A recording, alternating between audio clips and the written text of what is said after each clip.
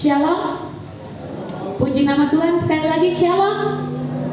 Haleluya. Kita ada pada pagi hari ini, itu semua karena kebaikan Tuhan, anugerah Tuhan. Dan kita datang ke tempat ini, itu bukan karena kebetulan, tapi karena Tuhan Yesus yang luar biasa dalam kehidupan kita. Ada amin saudaraku?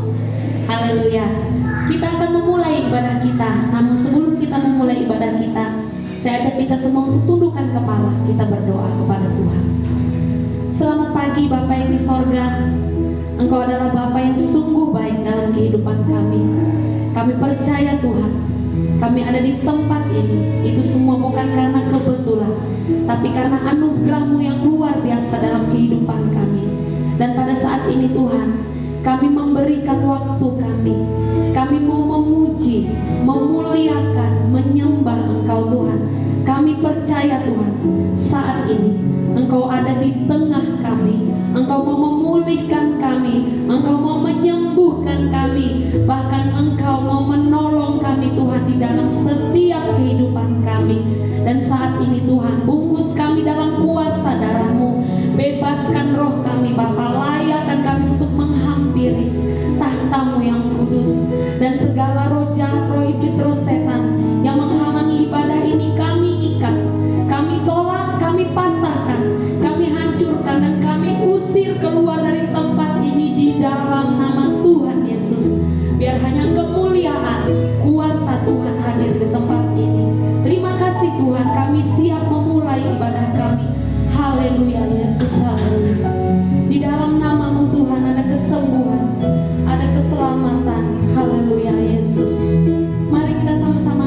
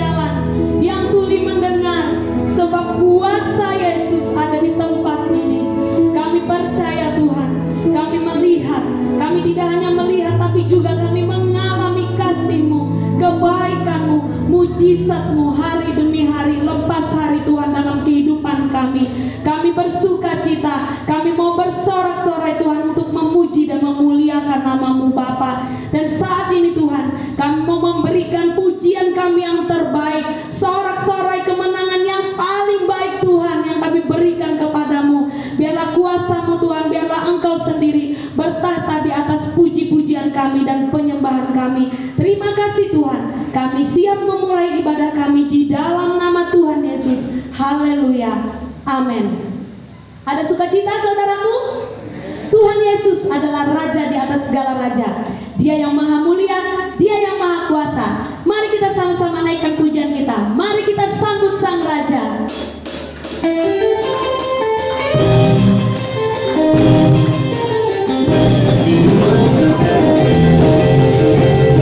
Mari kita bergoyang ke kanan dan ke kiri. Kita berikan yang terbaik buat Tuhan kita.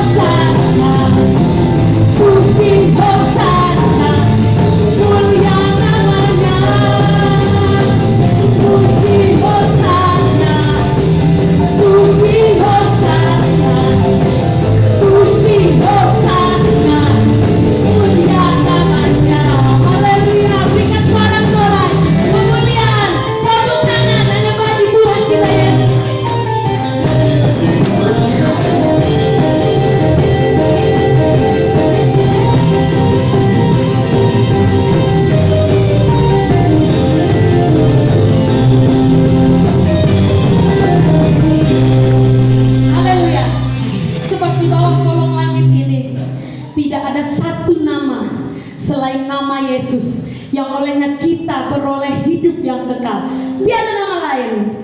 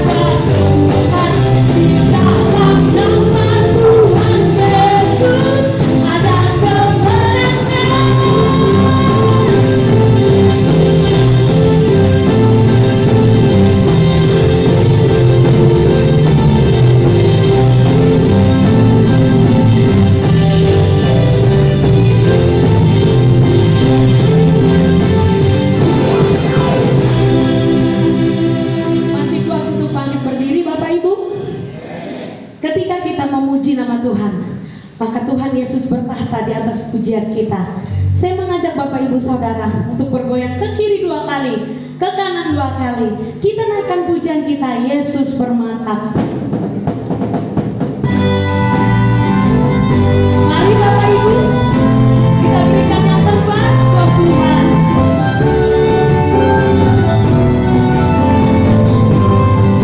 Haleluya.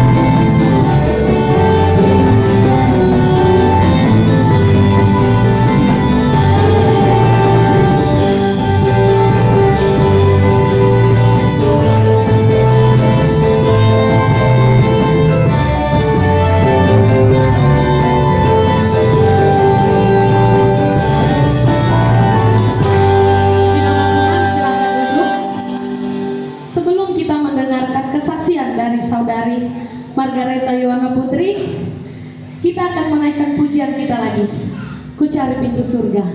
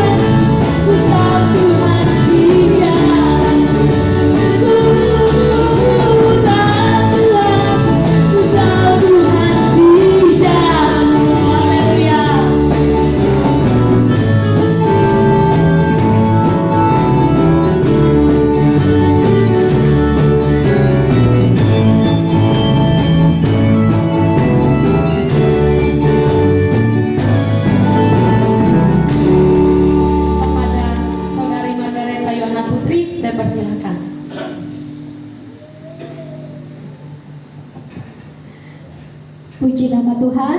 Terima kasih untuk kesempatan yang diberikan bagi saya untuk bersaksi dalam kesempatan kali ini. Izinkan saya untuk menyaksikan kebaikan, kemurahan, dan pertolongan Tuhan yang saya alami selama ini. Sebelumnya saudara, saya bersaksi kali ini, itu saya diingatkan kembali bahwa Tuhan sudah melakukan banyak perkara heran di dalam hidup saya. Dan saat ini adalah kesempatan untuk saya bersaksi, menyaksikan kemurahan Tuhan, untuk supaya orang-orang di luar sana yang juga mengalami hal seperti yang saya alami itu mendapat pertolongan di dalam Tuhan kita Yesus Kristus. Singkat cerita, ini tentang sakit penyakit yang saya alami. Mungkin kesaksian ini di kalangan orang-orang terdekat sudah saya sering ceritakan, tapi saya belum pernah bersaksi di tempat ini untuk banyak orang, karena sakit penyakit yang saya alami ini juga merupakan momok sebagian wanita, yang bahkan kadang orang-orang perempuan itu jangankan untuk bersaksi, untuk bicara atau share tentang hal ini pun ke orang-orang terdekatnya kadang bungkam, karena saya mengalami sakit penyakit yang cukup mengerikan bagi sebagian wanita. Saya menderita kondisi kanker payudara. Jadi orang tua saya, ibu saya itu mengalami penyakit kanker payudara. Di tahun 2016 beliau menderita sakit yang cukup parah. Bahkan saya mengetahui penyakit itu beliau sudah tingkat lanjut. Beliau maksudnya beliau kasih tahu kami itu penyakitnya sudah lumayan parah, gak dari awal, karena mungkin beliau takut atau gak mau merepotkan anak-anaknya. Jadi saya datang ke tempat ini awalnya untuk minta pertolongan bagi orang tua saya ini. Saya minta dukungan doa, karena posisi saya waktu itu saya panik, saya bingung apa yang harus saya lakukan. Sedari kecil kami selalu datang ke tempat ini untuk meminta dukungan doa dari kakek saya, Bapak Gembala di tempat ini. Jadi pada kesempatan itu saya datang ke sini untuk meminta dukungan doa. Nah, kebetulan yang mendoakan, yang melayani awalnya adalah om saya, tante, dan juga ada beberapa orang yang membantu Ibu Ita. Nah, waktu itu mereka dukung saya dalam doa. Sebelumnya om saya itu katakan, saya punya panggilan di tempat ini. Tapi saya abaikan hal itu karena saya sudah bergereja. Jadi saya pikir itu bukan hal yang serius. Nah, kemudian ketika orang tua saya dipanggil pulang di tahun 2016, tidak lama dari itu saya juga mengalami gejala yang sama. Tidak lama. Nah, sebelumnya di kebaktian penghiburan, om saya itu datang. Beliau katakan untuk anak perempuannya khususnya kita diminta berhati-hati, karena apa yang diderita orang tua saya secara genetik itu ada kemungkinan kita juga mengalaminya karena saya perempuan sendiri di keluarga saya. Jadi saya abaikan itu karena saya sedang berduka, jadi saya tidak anggap serius omongan om saya waktu itu. Kemudian lama waktu berlalu, saya mengalami gejala yang sama tidak lama. Dari 2016 awal 2017 itu saya sudah mulai merasakan ada yang aneh, sama seperti gejala yang orang tua saya alami, karena beliau cerita gejala awalnya seperti ini. Orang tua saya sebelumnya tidak berani mengambil tindakan medis, jadi untuk penyakitnya setelah tingkat lanjut itu baru ketahuan. Nah, saya kan nggak mau ambil resiko karena saya sudah melihat di depan mata sendiri bagaimana orang tua saya menderita sakit itu. Jadi begitu saya mengalami hal yang sama, saya langsung ambil tindakan medis. Saya ke kota Semarang, saya periksa di rumah sakit yang cukup terkenal ya di Semarang, itu di Tlogerjo. Nah, ketika saya mengalami sakit itu, kita jalani beberapa tes. Saya dites dan hasilnya saya menderita benjolan yang bisa dikatakan cukup ganas, karena di dalam beberapa bulan saja itu sel sudah berkembang dan sel itu menjalar ke organ-organ yang lain. Nah, saya itu disarankan untuk menjalani prosedur pengangkatan payudara atau mastektomi kalau ada yang tahu. Jadi mastektomi itu entah sebelah atau dua belah, itu kita kalau mau aman, sel itu tidak berkembang biak, harus diangkat. Nah, saya dalam posisi sudah siap untuk hal itu. Saya ke rumah sakit nih, minta antar sama saudara saya sama mama mertua. Kita sudah rembukan oke, kita jalani proses aja supaya tidak ada hal yang kedepannya bakal lebih buruk lagi. Saya ke rumah sakit, dalam perjalanan ini yang supir saya di rumah sakit, yang mau ke rumah sakit ini singgah ke rumah keluarga lain. Kemudian di sana saya diberikan pertimbangan. Ini saya masih terlalu muda. Kalau saya menjalani prosedur angkat payudara itu hal yang kurang cocok karena masih muda, kesempatan katanya kan masih panjang gitu. Kalau bisa dipikir ulang. Nah, saya dikasih waktu berpikir sekitar 1 bulan. Saya kembali ke kota ini. Saya datang ke tempat kakek saya dan saya minta doa. Saya minta kakek saya doakan sakit penyakit saya waktu itu, dan kakek saya doakan. Nah, setelah didoakan itu saya yakin nih kalau saya sembuh. Tapi saya nggak puas. Saya mau cek ulang. Tetap saya cek itu ke keluarga, sarankan kita ke luar negeri yang terdekat itu ke Kucing ya. Waktu itu kita ke Kucing melalui Pontianak. Di sana hasil yang kemarin itu di Semarang dikatakan ganas dan harus mastektomi atau angkat payudara, di Kucing hasilnya berubah. Di Kucing itu saya dikatakan sakit yang saya alami itu hanya benjolan jinak. Tapi kalau memang misalnya mau biopsi aja atau ambil sampel boleh. Kalau mau diangkat benjolannya boleh. Jadi nggak harus dipotong semua katanya. Jadi saya menjalani proses itu, saya dibiopsi dan diangkat benjolannya, tapi kondisi payudara sempurna. Jadi puji nama Tuhan, apa yang saya alami waktu itu bukan kebetulan saudara. Apa yang saya alami sakit penyakit saya itu ada satu maksud Tuhan di sini. Meskipun waktu itu saya sangat kalut dan panik, dan sampai saat ini berkali-kali penyakit itu kambuh. Kalau saya jauh dari hadirat Tuhan, saya mulai malas ke gereja, saya tidak ikut persekutuan, sakit penyakit itu kembali, dan saya harus berulang-ulang kali dilayani sama om saya untuk kesembuhan, dan kesembuhan itu langsung terjadi. Dari sini saya percaya bahwa tidak ada yang mustahil buat Tuhan. Vonis dokter sekalipun, kalau Tuhan berkata sembuh, kita pasti akan disembuhkan. Amin. Nah, ini sedikit kesaksian dari saya. Nah, semoga kesaksian ini juga menjadi berkat untuk orang-orang di luar sana yang mungkin menderita hal yang sama, yang putus pengharapan. Kita punya Tuhan yang ajaib dan luar biasa. Melalui kesaksian kita, kita juga bisa dapat menjadi berkat buat orang lain. Karena orang-orang yang ada dalam posisi saya seperti waktu itu, meskipun kita punya uang banyak, itu nggak ada artinya saudara. Kita tetap butuh Tuhan. Kenapa kita harus berusaha dengan kekuatan kita sendiri? Kalau kita punya Tuhan yang ajaib, yang sanggup menyembuhkan bahkan penyakit yang mustahil sekalipun. Sekian kesaksian dari saya. Semoga dengan kesaksian ini saudara, karena setiap perbuatan iblis itu dihancurkan oleh darah anak domba, oleh kesaksian kita. Dan jika kita tidak mengasihi diri kita sendiri, tetapi kita mengasihi Tuhan. Nah, sekian kesaksian dari saya, semoga menjadi berkat. Terima kasih untuk waktunya.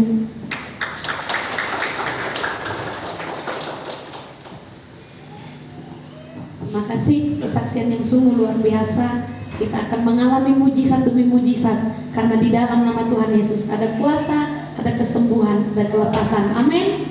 Tiba saatnya bagi kita untuk memberikan persembahan. Namun sebelumnya mari kita berdoa. Saya minta Kak Darti untuk memimpin kita dalam doa persembahan.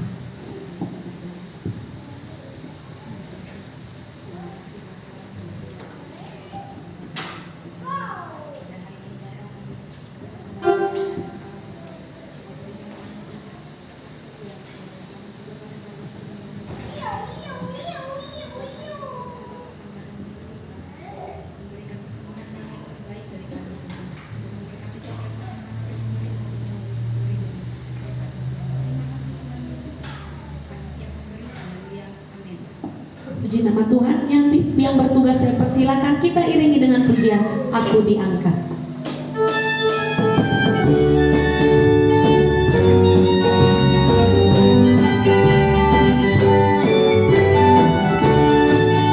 Ketika kita percaya dengan Tuhan Yesus, kita diangkat ke suatu tempat yang baru.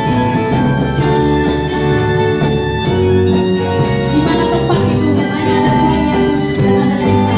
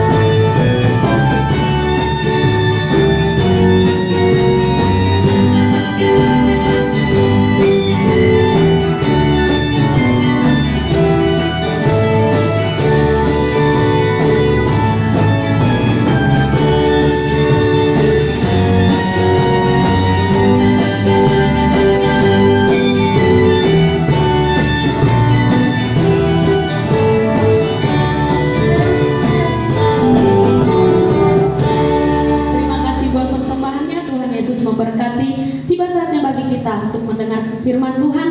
Saya undang kita semua untuk berdiri. Kita naikkan pujian kita, jalan kehidupan. Haleluya Tuhan.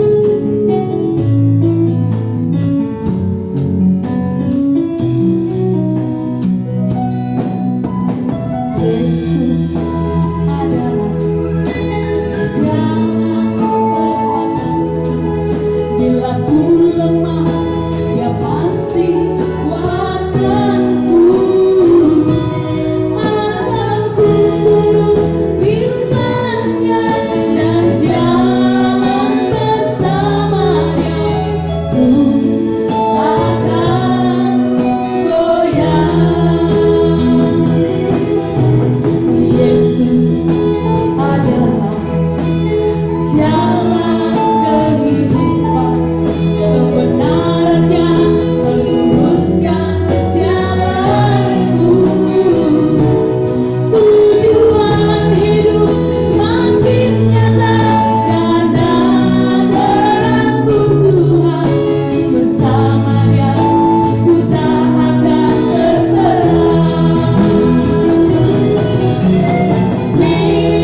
Firman Tuhan yang telah menuntun kamiku.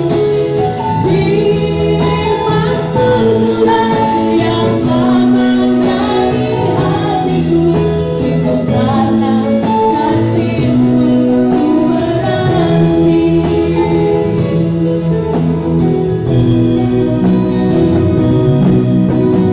Yesus adalah jalan kehidupan, kebenarannya meluruskan jalanku.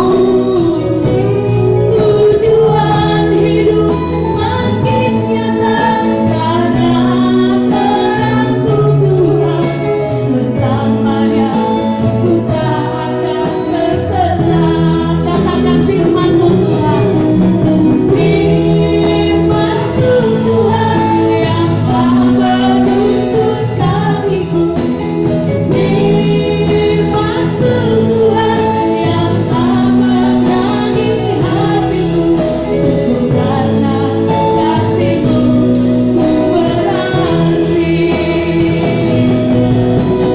Jalan kebenaran hanya dari-Mu Tuhan.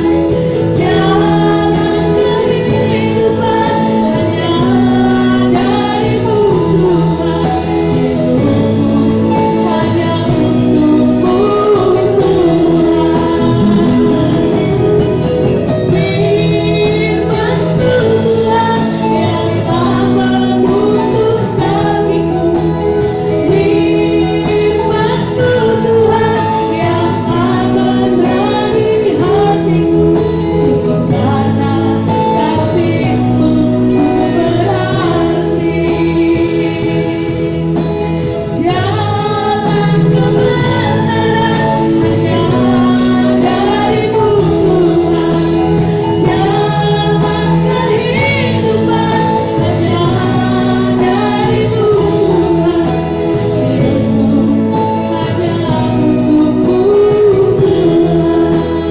Kepada hambanya saya persilakan.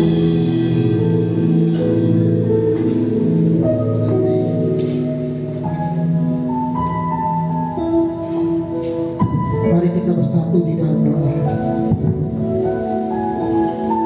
Bapa yang baik, Bapa yang kami kenal di dalam nama Tuhan Yesus Kristus, pada pagi hari ini kami berkumpul di tempat ini. Kami memuji, kami menyembah Tuhan. Kami menaikkan syukur kami, sebab Engkaulah satu-satunya jalan kehidupan dan kehidupan kami. Melalui firman-Mu yang disampaikan pada pagi hari ini, kami yakin dan percaya Engkau mengingatkan, menegur, dan mengingatkan setiap kami umat-umat-Mu agar terus berada di jalan-Mu. Berbicaralah Tuhan pada pagi hari ini, kami siap mendengarkan. Di dalam nama Yesus kami berdoa dan mengucap syukur. Haleluya. Amin. Silakan duduk.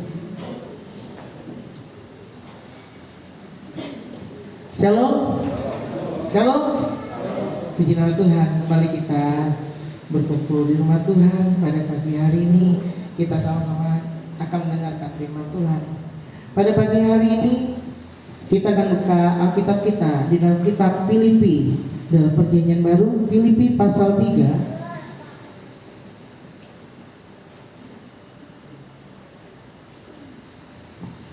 Filipi pasal yang ketiga,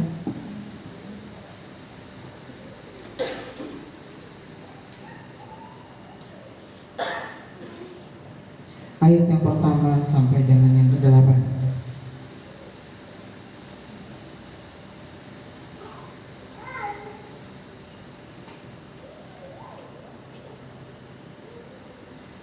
Saya akan bacakan untuk kita sekalian, mulai dari ayat 1a. Akhirnya saudara-saudaraku, bersukacitalah dalam Tuhan. Berikut selanjutnya kebenaran yang sejati. Ayat 1b. Meneruskan hal ini lagi kepadamu tidaklah berat bagiku, dan memberi kepastian kepadamu. Hati-hatilah terhadap anjing-anjing, hati-hatilah terhadap pekerja-pekerja yang jahat, hati-hatilah terhadap penyenat-penyenat yang palsu. Karena kitalah orang-orang bersunat yang beribadah oleh Roh Allah dan bermegang dalam Kristus Yesus, dan tidak menaruh percaya pada hal-hal lahiriah. Sekalipun aku juga ada alasan untuk menaruh percaya kepada hal-hal lahiriah. Jika ada orang lain menyangka dapat menaruh percaya pada hal-hal lahiriah, aku lebih lagi. Disunat pada hari ke-8 dari bangsa Israel, dari suku Benyamin, orang Ibrani asli. Tentang pendirian terhadap hukum Taurat, aku orang Farisi. Tentang kegiatan aku penganiaya jemaat, tentang kebenaran dalam menaati hukum Taurat, aku tidak bercacat. Tetapi apa yang dahulu merupakan keuntungan bagiku, sekarang kuanggap rugi karena Kristus. Malahan segala sesuatu kuanggap rugi karena pengenalan akan Kristus Yesus Tuhanku lebih mulia daripada semuanya. Oleh karena dialah aku telah melepaskan semuanya itu dan menganggapnya sampah, supaya aku memperoleh Kristus. Judul khotbah saya pada pagi hari yaitu meninggalkan dan bermegahlah. Bapak, Ibu, Saudara yang kasih oleh Tuhan, ketika kita ingin mencapai sesuatu yang lebih baik, tentu ada yang harus kita tinggalkan. Kita tidak akan mencapai sesuatu yang lebih baik kalau kita tidak meninggalkan sesuatu. Kalau kita mau mengalami kedahsyatan karya Roh Kudus, maka Roh Kudus harus memampukan kita meninggalkan sesuatu. Prinsipnya, kita tidak mungkin dapat sesuatu yang lebih baik kalau kita tidak berani kehilangan sesuatu. Mari kita belajar ayat demi ayat pada pagi hari ini. Kita mulai dari ayat yang pertama. Saya akan bacakan.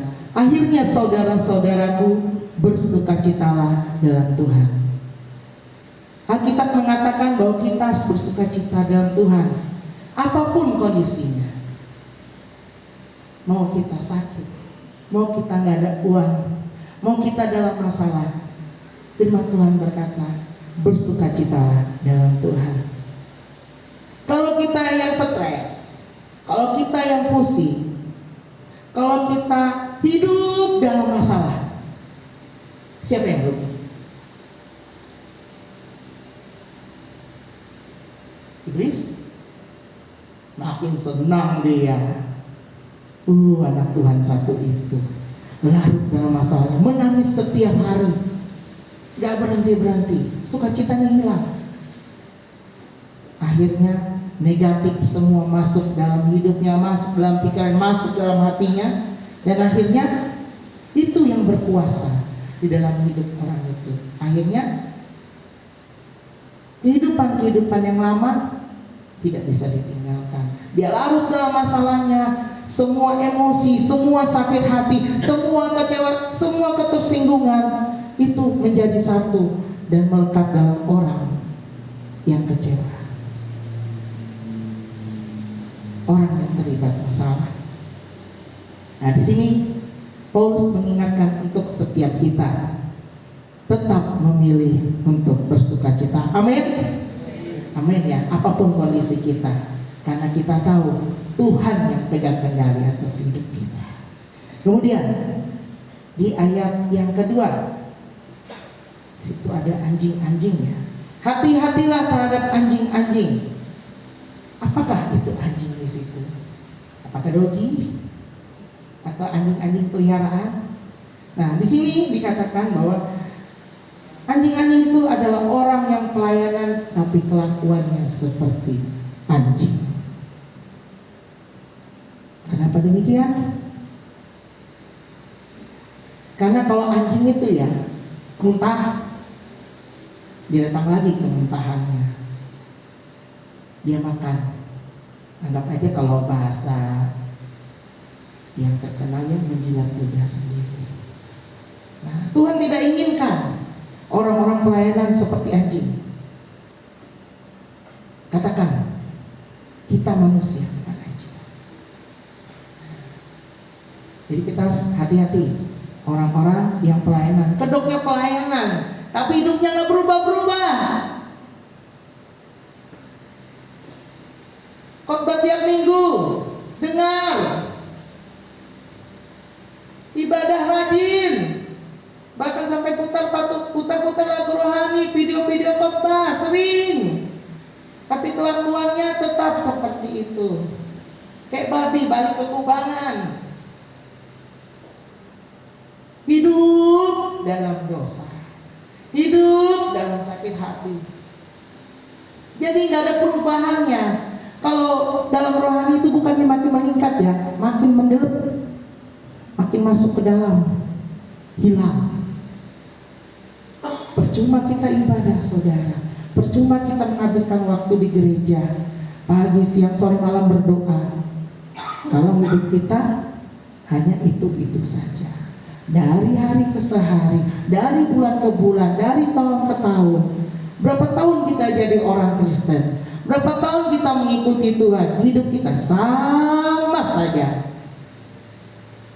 Orang di luar menilai, kok gitu ya? Orang Kristen gitu ya? Kemudian pekerja-pekerja, termasuk klien-klien tadi, hatinya busuk. Di depan lain, di belakang lain, ngomong sana lain. Aku sakit hati, aku kecewa. Ngomong sama A lain, ngomong sama B lain. Jangan seperti itu, saudara.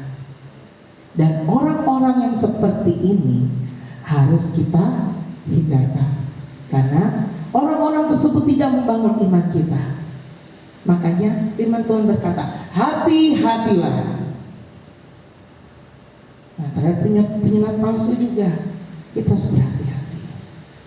Karena orang-orang seperti ini akan membawa pengaruh buruk bagi kita, bagi keimanan kita. Kita bukan malah semakin baik, tapi malah kita kembali ke hidup kita yang lama. Kemudian ayat yang ketiga, karena kitalah orang-orang bersunat, artinya orang-orang yang sudah ditebus oleh darah Yesus, yang beribadah oleh Roh Allah dan bermegah dalam Kristus Yesus, dan tidak menaruh percaya kepada hal-hal lahiriah. Nah, jadi hal-hal lahiriah itu apa, saudara? Hal-hal daging, bersandar pada manusia, bersandar pada kemampuan diri sendiri, bersandar pada hal-hal duniawi, hal-hal yang tidak sesuai dengan perintah Tuhan.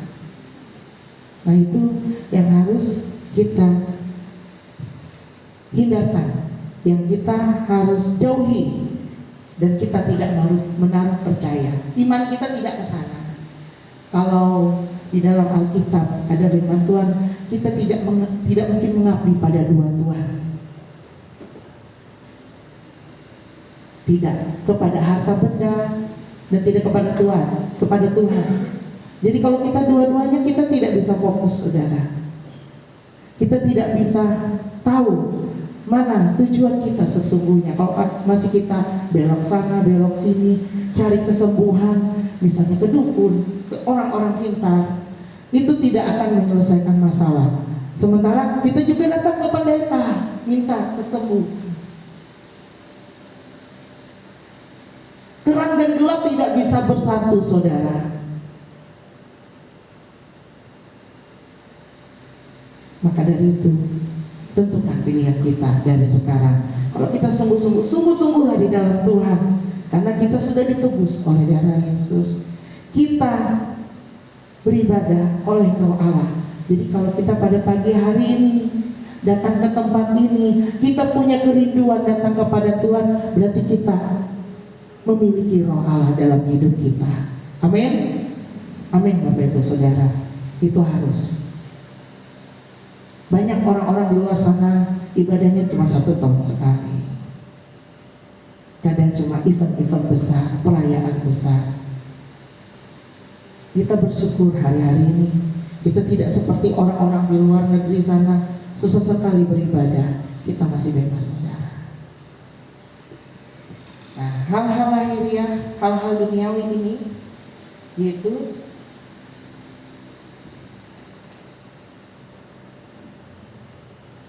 di ayat yang ke-5 dan yang ke-6. Jadi disunat pada hari ke-8. Dia berasal dari bangsa Israel, bangsa pilihan Allah ya, Paulus ini dari suku Benyamin, orang Ibrani asli. Jadi untuk hal-hal lahiriah dia sudah selamat, saudara. Kalau dipikir ya, keturunan Israel, suku Benyamin, beda sama kita. Kita adalah orang-orang Israel secara rohani. Nah, kalau dia bisa bermegah dengan hal-hal lahirnya seperti ini, justru dia lebih bermegah dibandingkan kita. Tetapi kita lihat di ayat yang ke-7. Tetapi apa yang dahulu merupakan keuntungan bagiku, sekarang kuanggap rugi karena Kristus. Nah, jadi secara lahiriah dia memang orang Israel, tapi semuanya dianggap rugi. Karena pengenalan akan Kristus yang lebih luar biasa di dalam hidupnya. Dan kita melihat, jikalau di dalam kita ini ada Roh Allah, kita menjadi berbeda. Mungkin kalau kita lihat ya, hidup Paulus waktu dia jadi Saulus, dia menganiaya jemaat, menganiaya orang-orang Kristen. Tetapi panggilan Tuhan kepadanya membuat dia berubah 180 derajat. Mungkin kita hari-hari ini masih hidup di dalam dosa, masih hidup dalam keterikatan kita dengan hal-hal duniawi. Pada hari ini, mari kita sama-sama berubah 180 derajat. Biarkan Roh Allah itu tinggal selamanya di dalam hidup kita. Jangan sampai Roh Allah itu meninggalkan kita seperti Saul ditinggalkan Roh Allah. Karena di dalam hatinya ada kemarahan, ada iri hati. Baru masalah pujian yang berbeda antara Saul dan Daud. Saul sakit hatinya setengah mati. Apakah ada yang masih menyimpan sakit hati? Dendam, amarah? Bertobat. Jangan sampai Roh Tuhan meninggalkan kita dan iblis yang menguasai hidup kita. Kita lihat perubahan Paulus dari yang menganiaya jemaat sampai dia menjadi martirnya Kristus. Dia relakan hidupnya untuk Kristus.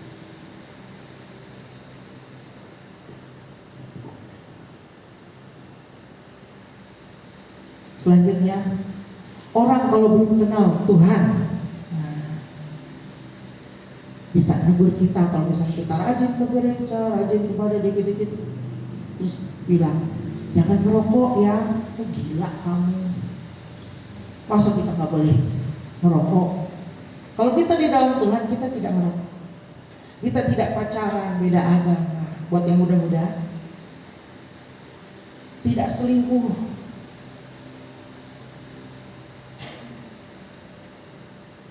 tidak menduakan Tuhan, tidak cari kemana-mana pertolongan selain daripada Tuhan, tidak cari ke dukun, tidak cari kemana-mana. Fokus kita hanya kepada Tuhan. Dunia anggap kita tuh orang gila kalau kita benar-benar sungguh-sungguh di dalam Tuhan. Dan kita anggap mereka juga gila. Kenapa? Kenapa saudara? Karena mereka menikmati hidupnya dalam satu kali. Nah, kalau kita sungguh-sungguh di dalam Tuhan, hidup sekali itu untuk Tuhan. Amin. Hidup sekali untuk Tuhan. Bukan untuk kesenangan-kesenangan duniawi, nongkrong-nongkrong gak jelas, habiskan waktu buat main game. Zaman sekarang banyak sekali game online. Dari yang tua sampai anak-anak, semua kalau sudah main game online lupa diri. Saya punya teman di sekolah, kalau sudah dipanggil lagi main HP itu kayak orang bodoh. Hah?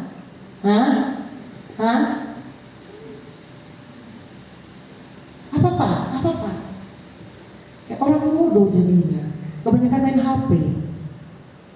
Jangan sampai kita terikat dengan hal-hal yang bisa menjerumuskan kita. Jadi sehari-hari itu HP terus. Sehari-harian itu game terus. Sehari-harian merokok terus. Gak cari Tuhan. Kalau kita hitung waktu kita 24 jam, 5 menit buat berdoa. Sedikit sekali saudara, 5-10 menit. Enggak, tambah doa makannya. Aduh, doa makan ditambah lagi 3 kali sehari. Ya masih banyak 24 jam, kurangin aja setengah jam saudara. Masih 23 jam 30 menit. Oh, cuma buat berdoa. Jadi waktu kita habis buat hal-hal yang fana lah istilahnya. Jadi seharusnya kita sebagai orang-orang Kristen itu seimbang ya saudara ya, antara doa, antara kerja. Karena firman Tuhan juga berkata, kalau tidak bekerja, tidak makan.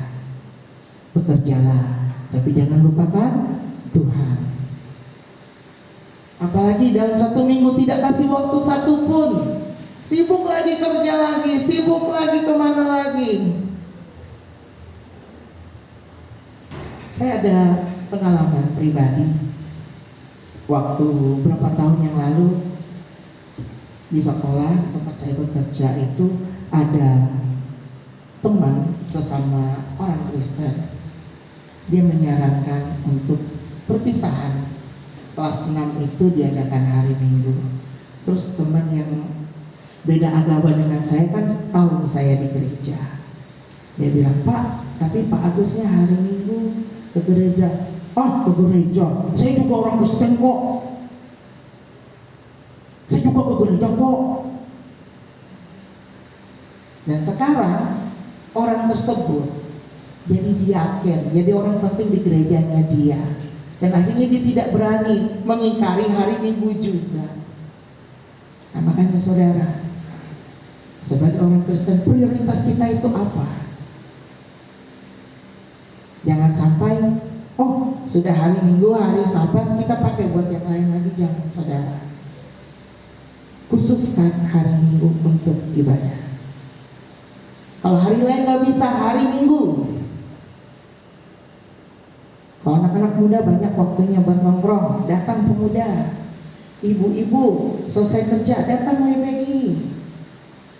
Bapak-bapaknya aja yang belum ada ibadahnya.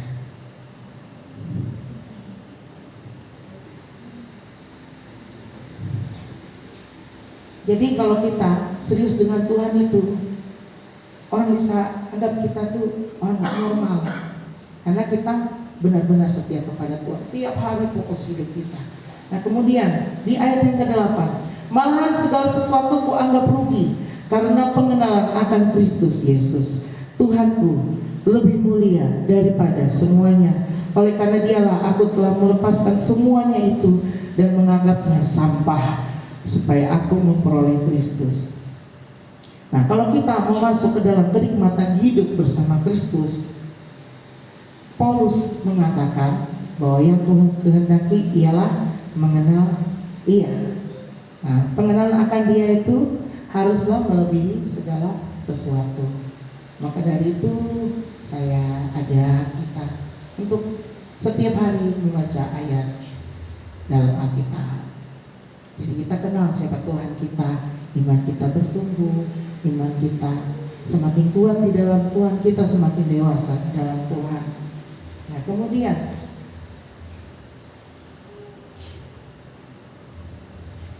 kalau kita tidak kuat pengenalan akan Yesus, tidak kuat, tidak kokoh, pasti kalau dipakbahin tersinggung, marah, kecewa. Ngapain itu? Pengkhotbah itu ngomongin saya di mimbar. Untuk apa itu? Mau buka aib saya itu. Tersinggung, marah. Padahal khotbah itu kan buat semua yang hadir, nggak cuma dia doang, tapi dia ngerasa. Serasa dia yang punya gereja. Bahaya itu, saudara. Itu udah tersinggung tingkat dewa. Kata anak-anak udah tingkat dewa. Lebay. Nah, jangan seperti itu, saudara. Jangan sampai orang dunia lihat kalau kita suka tersinggung, suka marah-marah. Wih, orang Kristen di mana-mana sama aja. Jadi orang punya standar. Orang Kristen tuh bukan segini ya, taatnya sama Tuhan, tapi segini. Lalu kita nggak bisa jaga sikap, nggak bisa jaga perilaku kita. Jangan sampai seperti itu, saudara. Nah, selanjutnya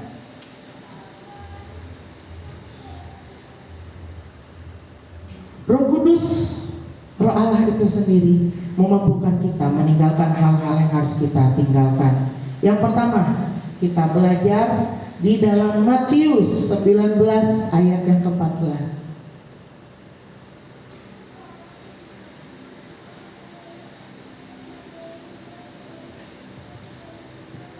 Matius pasal yang 19 ayat yang ke-14 saya akan bacakan untuk kita sekalian. Tetapi Yesus berkata, biarkanlah anak-anak itu, janganlah menghalang-halangi mereka datang kepadaku, sebab orang-orang yang seperti itulah yang mempunyai kerajaan surga. Nah, kita bandingkan dengan 1 Korintus pasal yang ke-13 ayat yang ke-11. 1 Korintus pasal yang ke-13 ayat yang ke-11. Saya akan bacakan untuk kita sekalian. Ketika aku kanak-kanak, aku berkata-kata seperti kanak-kanak. Aku merasa seperti kanak-kanak. Aku berpikir seperti kanak-kanak. Sekarang, sesudah aku menjadi dewasa, aku meninggalkan sifat kekanak-kanakan itu. Jadi, sikap kita yang harus tinggalkan yaitu sifat kekanak-kanakan.